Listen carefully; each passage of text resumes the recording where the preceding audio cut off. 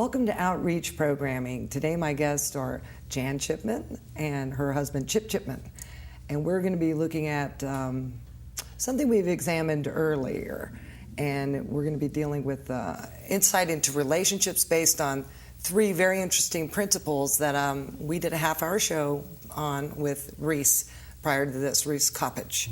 What are the three principles you want to discuss? And we're also going to see how they shift and changed your life and your marriage together. How you doing, Chip? Doing good. It's good to see you again, Mary. Likewise. Well, that's great. Well, the principles that we talked about before were the three principles of mind, universal consciousness, and universal thought. And on their own, they're just very, very simple principles, but their implications to how we look at life and how we see life are profound. And the thing about these three principles is, the way I like to look at it, it's the operating system for every human being. We all experience our lives psychologically. It's a psychological experience to all of us. And how we use our thought and the power to think is a unique gift to human beings. How we use consciousness to look at life one way or another. I think I mentioned in the last program that a negative, insecure, frightened life or a positive, happy, successful life both come from the same power. And thought and consciousness work together to produce that experience. Mind is the harder one to talk about, and I'll just say it briefly because I know that we covered it in the last show, but mind is what I would refer to as the energy behind the system. When we talk at a higher level or a more profound level, you could say the energy of all things.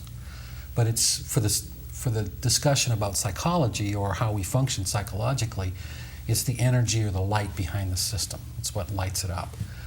And these three principles, when they work together, basically give us our view of life, our experience of life. And what's been great for us is in learning those principles, learning to see that you can create any life you want. You can have any life you want. I always go back to saying it sounds simple, right? And it does. And this is the second show we're doing, and it still sounds simple things.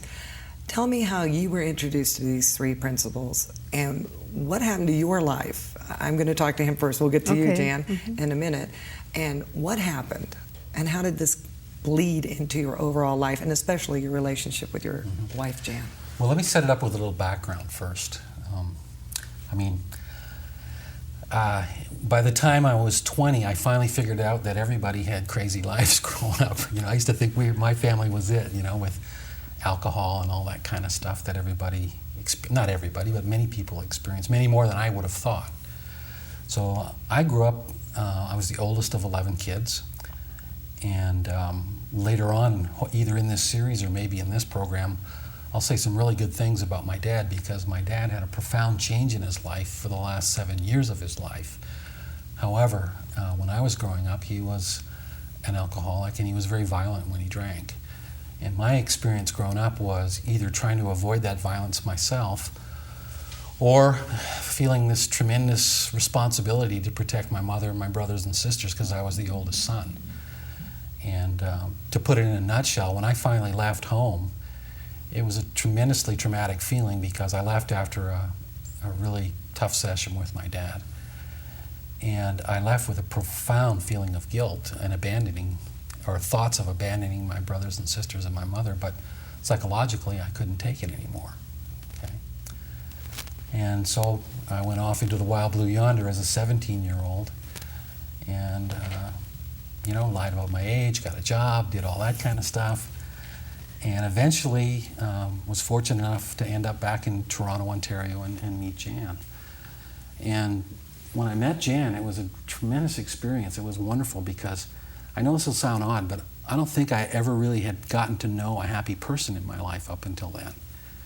And Jan was really a happy person, and it knocked me out. I just didn't know that people could be that happy.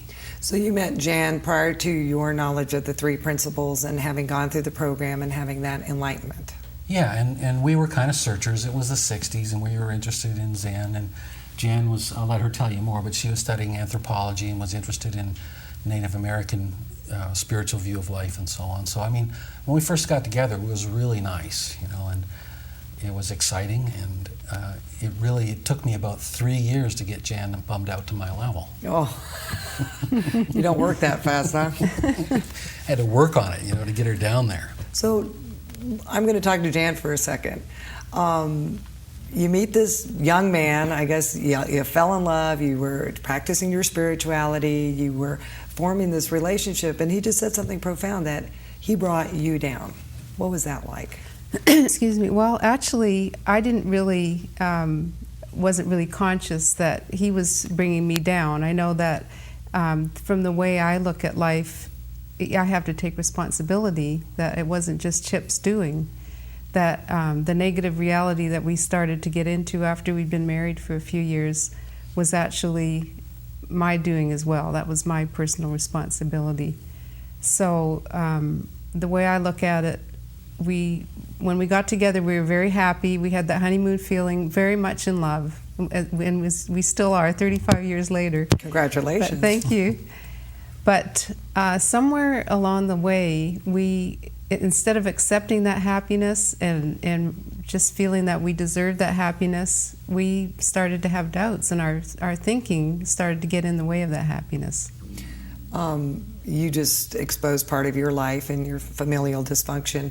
Were things going on in your life that made that a little easier to slip and slide into maybe another area, some of your personal problems, some of your personal beliefs, or everyone has dysfunction, I do as well, so...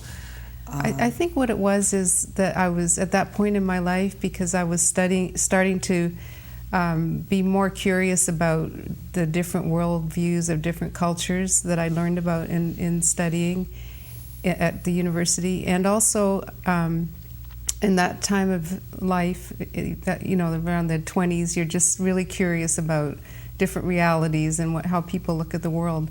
And so I think what happened was I got into this kind of a searching mode as far as the spiritual part of me. And so instead of realizing that what that meant was what the great teachers were trying to tell us is that happiness is really inside yourself, I started to want to look from one teacher to the next and really not just be content with life as it was, just an ordinary life, just getting up and going to work or whatever.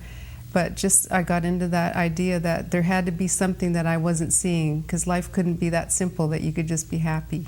Yeah, that's a hard one to believe. I keep saying that. Mm-hmm. Sometimes when it's so easy, we complicate it. Mm-hmm. Now, what type of spiritual values at this point of your life did you bring to Jan and your relationship? Did you have any kind of fundamental religion? Were you practicing any kind of spirituality, soul searching at this point? Not in a real serious way, although I was trying to be a practicing Buddhist, a Zen Buddhist. But that was just, even that was just kind of looking for anything, because we got to a point where we really were unhappy.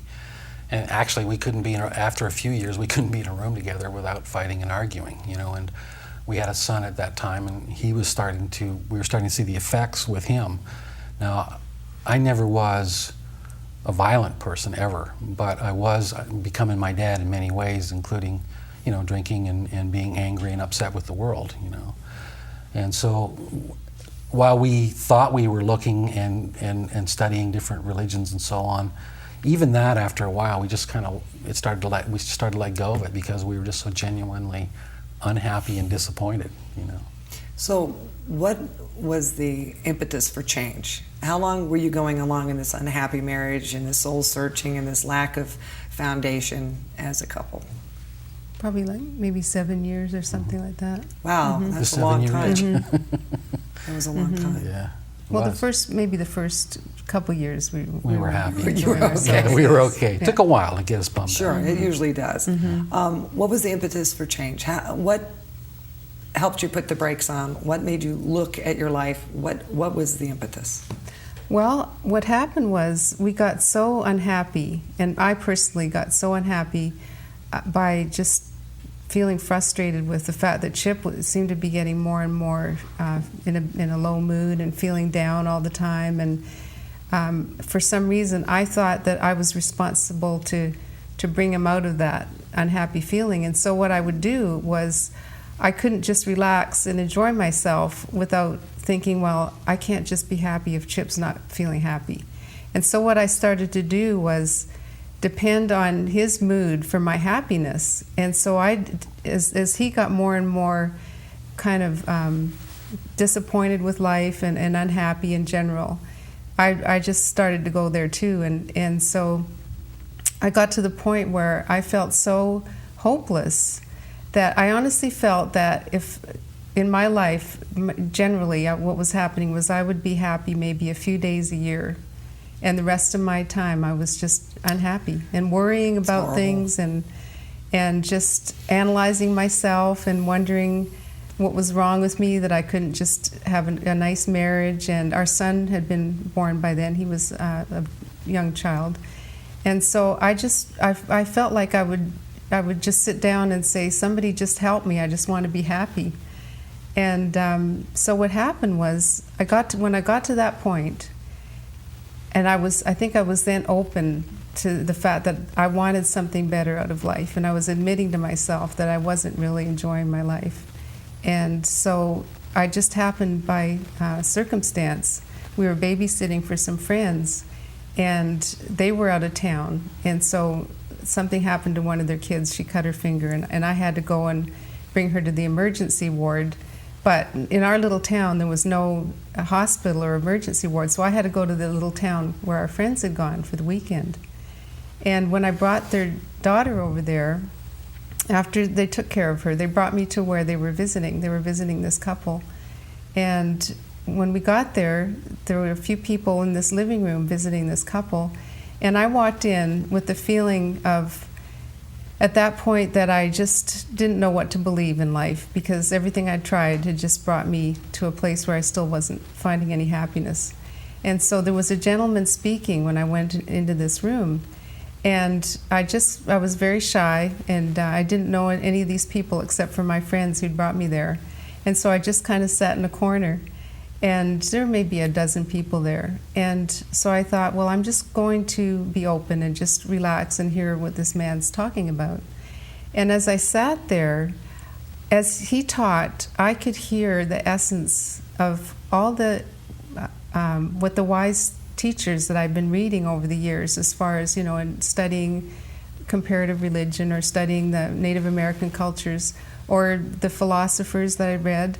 There was always a theme that ran through all what the wise people in history have said. And the one thing that really has always struck me was that advice to really listen to yourself, and to that idea to thine own self be true. I think that was Shakespeare. Yes. But very good. Yes, and then in the Native cultures where they talked about that wisdom being within yourself, and to live by that compassion and love. And so as this man taught, it just kept coming to me that everything he's saying just rings so true with everything wise that I've ever read my whole life. And when I realized that, the next thought that came was, of course, all those things aren't really coming from those teachers. They're coming from inside me. Otherwise, how could I recognize them as wise, and how could I see the connection? There's got to be something in me that really has that wisdom. And that was the first time in all my years of studying that I really got the message that don't listen to my words, look inside yourself. And so I really, in that moment, I had this profound sense that I had that wisdom and that capability of living a happy life and enjoying life and having a better understanding of life. What a relief. It was beautiful. In the next moment, after I had that insight, I got this really peaceful feeling. And I had come into that room feeling really hopeless about life. And all of a sudden, what came into me was this infusion of hope. And I just had this feeling that my life from that point on, and including my marriage, which was the main concern at that time, would be absolutely beautiful. And I just knew that my life was going to be beautiful. And so I just trusted that, and I didn't know what had happened to me, honestly, but I just left with that place with a really nice feeling. And one of the things that the person had said as far as just practical advice, was if you're in a relationship and you have an argument, say with your spouse or whoever, then if you can learn to just let go of that feeling of negativity, because that's what happens when you get into an argument, is you get defensive and then it turns into this feeling of disconnect. Yes. And that the person said, if you can just let go of your side, and even if it takes just leaving and not finishing the conversation, then just really try to do that. Like, not get caught up in that negativity. Just let it go. And I remember thinking that would be impossible for me to do because I'm right. That's what I was thinking. In our case, all these arguments, I'm right. So why would I want to let go? Of course you're right. You're the woman, right? No, right. Watch it now. Well, that was probably my thinking back then. Yes. But at the same time, I was willing to try anything. So I thought when I on my way back to see Chip at the end of the day, I thought, I'm open. Maybe I'll try that. So. Wow. So what did you think? Here comes the new wife. She's not right anymore. Did you buy that? Well, you got to kind of see my day. It starts out with I'm already in a bad mood, and then something happens to one of the kids that we're babysitting, and Jan's got to take care of that. So now I'm in a worse mood. And Jan comes home, and she's like, Chip, we really don't have any problems. It's in how we're thinking about it and this kind of stuff. And I'm going like, give me a break, You got to be kidding me. And I really had a negative reaction. It was just, you're in la la land. I don't even want to talk about this really, And I was very, to the point of being rude. I wouldn't talk about it, And yet, why was I having that strong a reaction to just Jan being in a good state of mind, being in a good mood? But I really shut it down. I wouldn't hear it. I wouldn't have anything to do with it. And I wouldn't talk about it, But I soon found myself in a real interesting dilemma, because this attitude or this feeling that Jan came home with, I figured that, it might last the night if she was lucky. And it just never went away, Wow. And it created a strange reaction in me. Actually, the only way I've been able to describe it over the years is I don't think I've ever felt more lonely in my life than after Jan had that change. Because I was used to the relationship we had. As bad as it was, I knew my way around in it, And what I would do in those first few weeks after Jan had that change is, every couple knows each other's red buttons, Try to sabotage it? Absolutely. I'd give her a zap, and I would see her bite and start to get her back up, but I'd always see that moment, and I knew it was a decision. That's what was driving me nuts, where she just wasn't going to play anymore, that she wasn't going to live there. And it wasn't mean-spirited. In fact, it was so kind, it was disturbing, And so I would just look for the next brighter red button and press that and get a little response. And finally I began to see that she was not going to respond. And it made me really super despondent and really depressed. It was really a hard time. It sounds weird, but it was, And I kept this up for a few weeks, and I began to realize that Janet had a change that wasn't going to go back, at least not in the short term anyway. And then, like the babysitting thing and Jan ending up in that house is what I would call a little twist of fate. Well, then I had my little twist of fate, because what happened was we lived in this really small town, and when we first got together, we were in a band, we were musicians, along with school. Amateur. Amateur, very amateur. But we heard that there was a party in this little town, and a lot of really good musicians were going to be there, and we hadn't been out together in a long time, and we decided we would go to this party. Now, one of the reasons that I had a hard time listening to Jan to begin with is that the people that she was babysitting for were the only couple I knew who were more out to lunch than us and still married, Now, I hadn't seen them for a long time. In fact, to be honest, I really didn't like them that much. They put me off, And it wasn't them that had brought this knowledge to Jan, but it was through them. And so I'm going like, oh yeah, if those two were listening to it, I'm really not interested, And so we go to this party, and I'm playing some music, and if Jan's in the kitchen, I'm in the living room. If she comes in the living room, I find a way to go in the kitchen, that whole routine, And then I was playing some music with these guys, and this couple came in the front door.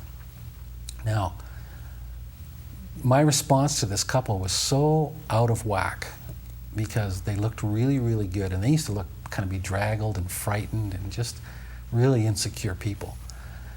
And when they walked in the room, it wasn't like they were showing off or anything, but they were so relaxed and so comfortable with each other. I couldn't even recognize them. Their body language was totally and absolutely changed. And it really bothered me. I couldn't stand to be around them, you know, and I couldn't get my finger on it. I'd always felt kind of superior and tougher than them, stronger than them, and it just really bothered me. And I left Jan at the party and went home. And about an hour later, Jan came home. She said, "What happened to you?" And I said, "Oh, it was a lousy party." She said, "No, it wasn't. It was really nice. There was good music. We wondered what happened to you." And I said, I just didn't feel like it, you know. And then she says, "Oh, did you see Betty and Bob, you know?" And I said, "Yeah, I saw Betty and Bob." She said, "Don't they look good?" And I said, "Well, they got some new clothes, you know." She said, "No, they really look good." I said, "Oh, man, what are you going to tell me? They got religion? I mean, I don't want to hear you're going to talk about that thought stuff. Just can it now. I don't want to hear about it, you know." And Jan said, "Okay." And she went upstairs and went to bed. I was so disturbed, I didn't even think about going to bed. In fact, I sat at the kitchen table drinking coffee all night and reading a novel and walking around and going outside for a walk. I never went to bed that night. And that wasn't like me. Even when I was really out of it, I liked to get my sleep. Me too, 8 hours a day. Yeah, but I was up all night. So when Jan came down in the morning, I'm still sitting at the kitchen table and I'm on my 14th cup of coffee, and I feel like my teeth are buzzing, you know. I was just so wired. And she said, "Well, did you come to bed last night?" And I said, "No, I just couldn't sleep. I didn't want to go to bed." She said, "Are you okay?" I said, "Yeah, I'm okay." And then all of us have had that experience in our life where something comes over your lips and you go like, "Oh, who said that?" You know. And I turned to Jan and I said, "I want to go talk to Bob and Betty," you know. And she said, "You do?" And I felt like, "Well, who said that?" You know. And I said, "Yeah, I do." Now, what I did in my head, because I had no idea why I said that, but what I did in my head was, I'm going to go and tell those guys what this is all about and to butt out and to let them know that I know way more than they'll ever know about consciousness and all this kind of stuff, you know. So Jan phones them up. It's like Sunday morning, and they invited us over for coffee. And we jump in our pickup truck and we drive across town. And all the way I'm thinking, I'm rehearsing all this stuff. I'm going to let them know where it's really at, you know, and I've read so much more than they have and everything. So we get to their house, which was a really beautiful place, and we go in and they've got coffee on, and they're just being super nice and everything. And I'll be frank, in those days, I'll admit I was really a chauvinist. You know, I had a construction company, I lived that kind of life. And to be honest, I really didn't talk to women much. You know, I'm a different person now, but that's the way I was then. And so, to my total chagrin, we end up, for some reason, Jan goes into the living room, and I end up sitting at the kitchen table with this woman, with Betty. I'm thinking, oh man, I don't want to talk to this woman, you know? And I'm going on like this, and I thought, okay, well, if she's going to talk to me, she's going to hear about it, you know? So she sits down, I'm drinking my coffee, and she asks what's on my mind, and I start rolling and telling her how life really is, and this thought stuff is silly, and I start banging the table, you know. She's just kind of looking at me, you know. And the way the house was set up, when I looked over her shoulder, like looking over yours, I could see Bob and Jan sitting on the couch. So I'm getting up this head of steam, and I'm really getting going. And this soft-spoken woman just goes like this. She says, "Just a minute, Chip," just like this. And I just went like, "Say what?" In this very soft voice, she goes, "You know, the only thing that stands between you and Jan and all the love and happiness you want is thought." And I went, oh, here we go. But I happened to glance over her shoulder and I looked at Jan. And before I could stop it, this feeling just went, whew. It just filled me, and I was emotional. I was so caught off guard by it because I had killed all my emotions for a long time other than anger and stuff. I didn't have any feelings. And it overwhelmed me, and I teared up. And the last thing I wanted to do with this woman was to show my feelings, but I couldn't help myself. And then it hit me, you know. I went, wow. And I've only been able to describe this over the years in a metaphor. And the metaphor is this. All of a sudden, it was like I was looking around in my head, and all of our fights and arguments were like these little piles, right? And I'm looking at them, and I thought this thought. I thought, well, yeah, of course they're just thought. They don't mean anything other than what meaning I give them. And as soon as I thought that, I had this physiological response. I felt my body relaxing. I felt my chest coming unknotted. I mean, I literally felt it and I knew it was happening. I went, wow. And that feeling was just overwhelming, you know, and I can't explain it other than to say that it was this most beautiful feeling, and I was really, my body was relaxing. And then I thought, you know, I'm really right about this one over here, you know. And as soon as I thought that, I felt my chest tighten again. And then I had the insight, and it was really simple. I saw for the very first time in my life the impact of my thinking on my experience. And that moment changed everything. It absolutely changed everything. Wow, what a riveting story. That's phenomenal. Yeah. So, people hearing this story today and the people that you work with, do they have to be low to go back up? Or do they usually have to be at a place in their life that's painful, or they're not happy, or they're examining? I mean, I can't imagine being happy and being happier. Or does this work for everybody, everywhere they're at every level? That's one of the best questions I've ever been asked about this. Because it really is, because no, you don't have to be down. Because in our work, when we work with organizations, they're not people that are coming necessarily because they're bummed out or having problems. In many cases, they're very happy, very well-balanced, successful people. And that's such a great question, because in telling our story, you could get that idea easily enough, you know. We call it in recovery bottoming out. You have to bottom out before you get better. You have to hit rock bottom. And Not I at think all. people are used to hearing that. Yeah. What I would say is we've seen many, many well-balanced, happy people still have a profound insight. And if anything, become happier, but more than that, begin to appreciate how their thinking works that has allowed them to have that happy life.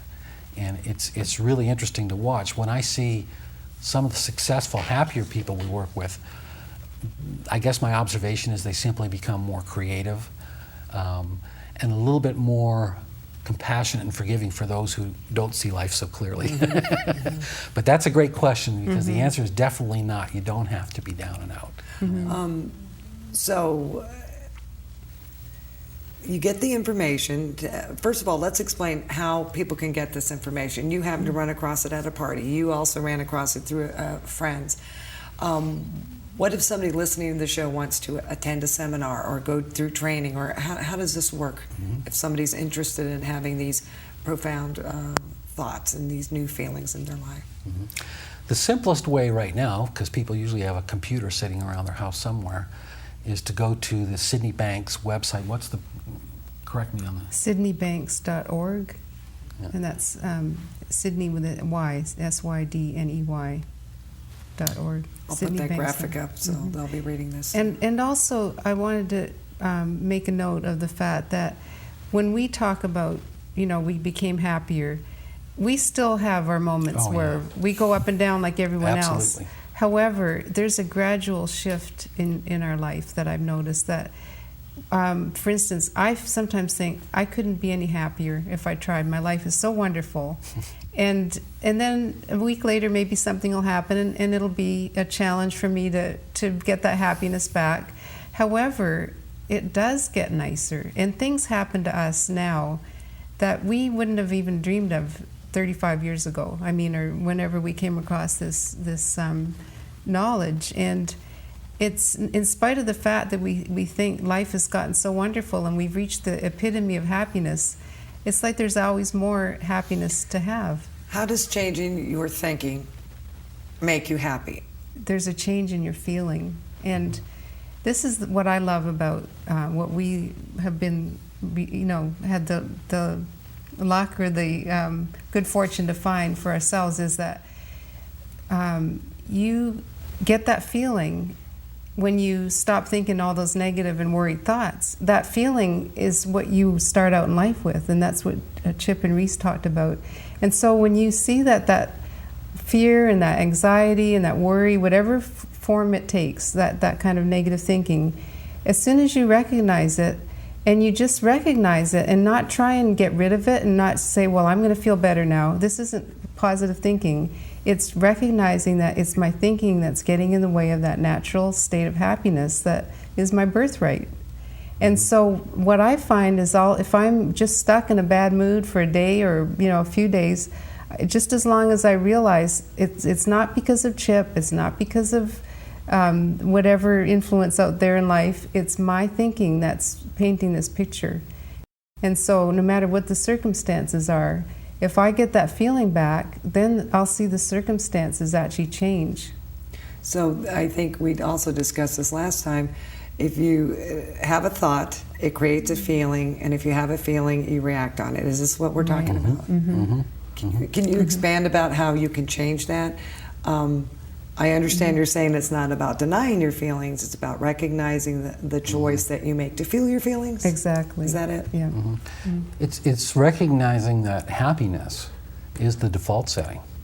That's the way we come wired from the factory. I think Reese used that term last time, and I loved it. It is the natural state. And so rather than trying to change, fix, repair, be concerned about, you begin to see that it's the quieting of your mind that allows that natural state to come back to the surface. Another way you could look at it is that the state of happiness requires no thought to occur. It just occurs. It is the natural state of a human being. Negative feelings have to have thought. It would take a lot of work to be negative. They're supported by thought. They're created by thought, and they're supported by thought. And so it's not like Jan made a good point in that it's not like positive thinking where, if I look in the mirror and say, oh, you're really good looking, you're really a handsome guy, really what I'm saying is I don't think so, It's not like that. It's not changing thought. It's realizing the power of thought. I went to a movie once with an engineer, with a group of people after a corporate program that we did. And this engineer had not been to a movie house in 25 years and didn't watch TV, And we went in, and what happened to be on at the time, the hit that was on at the time was Jurassic Park. And this guy sat next to me, and I had marks in my arm for like a week after. He freaked out, He's grabbing you. And that is indicative of how this works, in the sense that if he was to think for one moment, I'm just looking at flickering light on the wall, that fear and that reaction, that response that he had would die off, okay? So that's kind of the way this learning works, in the sense when you begin to realize simply that you're creating your experience through your thinking, it really is just flickering light on the wall. It's not real. We make it real by the power that we give it. So it's not so much switching thoughts and becoming positive, it's realizing the power of thought and stepping back and getting quiet. And there is an element of faith, in the sense that it takes faith to be quiet, because we've been taught from day one that we've got to correct ourselves, we've got to fix ourselves, there's something wrong, But just to be quiet, settle back, and trust that that default setting will return. Wow.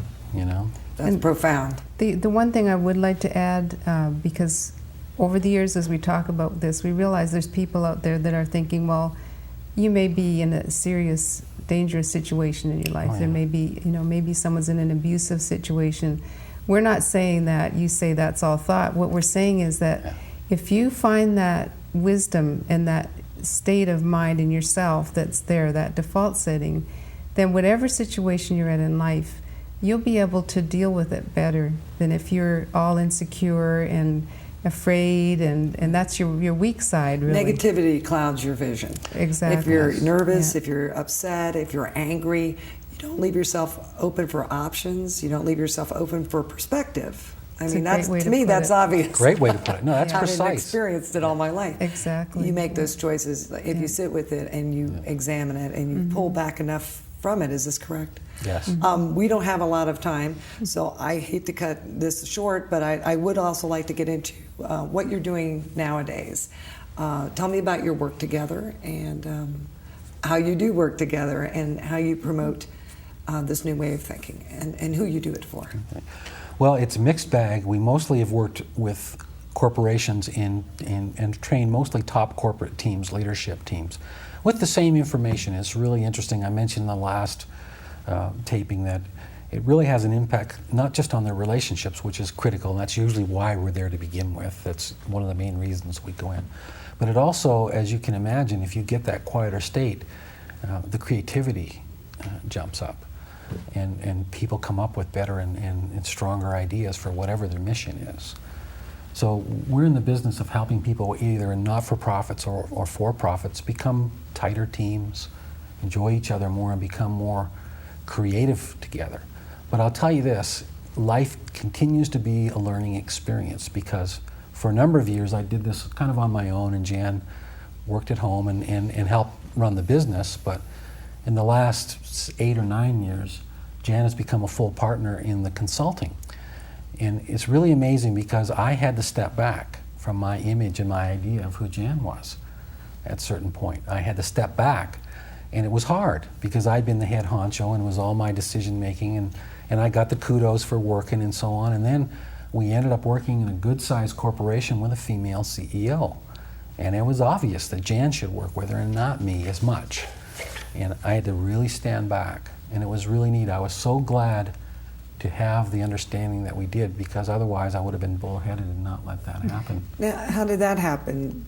In the first 7 years, you couldn't even be in the same room at the same time. Now you're running a business together, and it sounds like it's very fluid and balanced, even though, like you said, you have your bumps, you still have your real life. But tell me how you got integrated into making this way of thinking your business. I mean, both of you work in that same Well, business. I think it was a natural flow, because this changed our personal life so much that we felt that that was the best thing we had to offer in our work, was to just share what we know. And so when we work with a group, we really feel like we're sharing something that we know, and not in a way that we're teaching it or putting them through a program. We feel like we're saying to them, whatever happened to us can happen to anybody, because every person on earth, we believe, has that same ability inside to live life with enjoyment and to have a quality life, the life that they dream of. All we're telling people is to pull back a little bit, and their natural creativity and their natural abilities come to the surface. And then they look at us and they think we're really great consultants. And you know, honestly, all we're doing is just calming things down and giving these simple principles that allow people, we're depending on the wisdom that's in them. We count on it. And how do you get that out, Jan? Tell me the 3 principles, and how would you get that out of somebody who needed to hear what you have to say? You listen and listen. The first contact we make with people is we do intake before we do a program, say for a leadership team. And we sit down with each person, one of us with each person, and really let them know that we're seeing their health. We're not looking for their problems. We'll listen if they have some problems they want to tell us, but we really believe that there's health in there and there's goodness in there, and we're not looking for negative things to point out or analyze or fix. And I don't know why, and I've worked with youth in the schools before. I worked for Hillsborough County Schools. The same thing worked with them. When you look at someone and you see their health and you made that connection, the rest just happens. Yeah, it's not, I don't think it's often people are validated anymore. It just, That's you don't true. see a lot of validating going on, like you're going to be okay. And I guess that Exactly. must feel very reassuring. I can't believe we already We did have to it wrap again. up. Yeah, this time just flies by. We'll do it again. How's that? Oh, wonderful. Chip Chipman. I've Jan really Chipman, enjoyed it. Thanks. Yes. Thank you very It's much, a Mary. pleasure Mary. having you on. It's been great. Thank you for joining us for Outreach Programming. This is a part of an ongoing series. We hope to bring you more shows on the topic.